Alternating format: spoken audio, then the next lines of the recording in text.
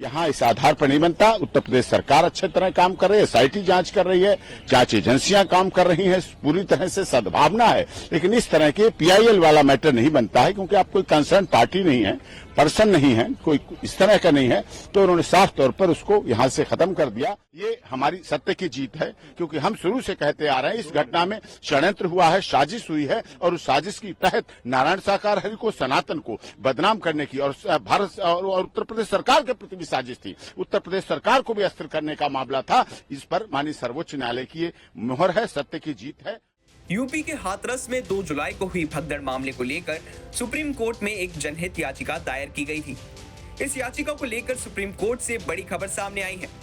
Supreme court ने इस जनहित याचिका पर सुनवाई करने से इनकार कर दिया है। इस मामले पर सीजेआई डीवाई चंद्रचूड़ की अगुवाई वाली पीठ ने कहा कि हर चीज जनहित याचिका के रूप में नहीं आनी चाहिए। घटना को लेकर आप हाईकोर्ट में याचिका दायर कर सकते हैं। वे मजबूत अदालतें हैं। बेशक ये एक परेशान करने वाली घटना है। वहीं इस पर और जानकारी देते हुए नारायण साकार हरि और सूरजपाल जाटव के वकील एपी सिंह ने कहा कि ये सत्य की जीत है, भोले बाबा की जीत है। आज माननीय सर्वोच्च न्यायालय की ऑनरेबल चीफ जस्टिस साहब की अगुवाई में 3 जजेस की बेंच थी। Honourable chief justice of India उसमें अगुवाई थे चीफ साहब। उन्होंने जो एक विशाल तिवारी के द्वारा पिटीशन लगाई गई थी पीआईएल के माध्यम से, इसमें उन्होंने साफ कहा कि घटना दुखद है, सब लोग इससे कंसर्न रखते हैं, लेकिन इस संबंध में हम कुछ भी एक्शन ऑर्डर इस तरह का नहीं करेंगे। आपको जुरिडिक्शन के हिसाब से जाना है तो आप हाई कोर्ट जाएं, हाई कोर्ट लेके जाएं और वहां जाएं, वहां करें।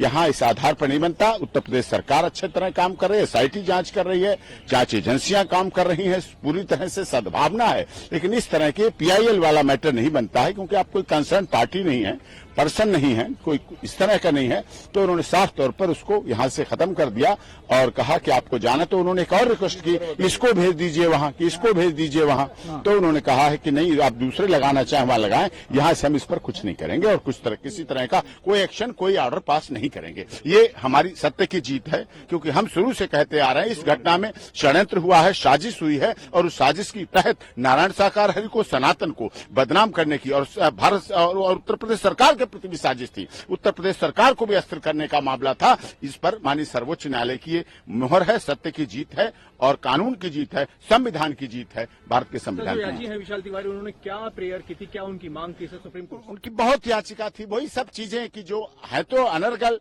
क्योंकि जो लगातार इस तरह से किया जा रहा है। नारायण साकार हरि ना तो एफआईआर में है, ना एसआईटी की रिपोर्ट में है, ना वो घटनास्थल पर थे। 30 से 35 मिनट पहले वहां जा चुके थे अपना समापन करके, फिर भी ऐसा उनके लिए इम्प्लीकेट करने का, कुछ राजनीतिक दलों की साजिश, कुछ सनातन धर्म को बदनाम करने की साजिश, जो चाल षड्यंत्र चली जा रही थी, जिसके लिए पॉइजनिक स्प्रे किया गया, लोगों की मौत हो, हादसा बनाया गया और ये बड़ी घटना हुई, जिस पर माननीय सर्वोच्च न्यायालय की बात है। और वास्तव में जरूरत नहीं थी यहाँ आने की, क्योंकि इसमें ऑनरेबल रिटायर्ड हाईकोर्ट के जस्टिस की निगरानी में कमीशन बना हुआ है, उसमें जांच हो रही है, एसआईटी पे जांच हो रही है, और हमने जो भी हमारे नामजद अभियुक्त थे उनको पहले ही सरेंडर करा दिया।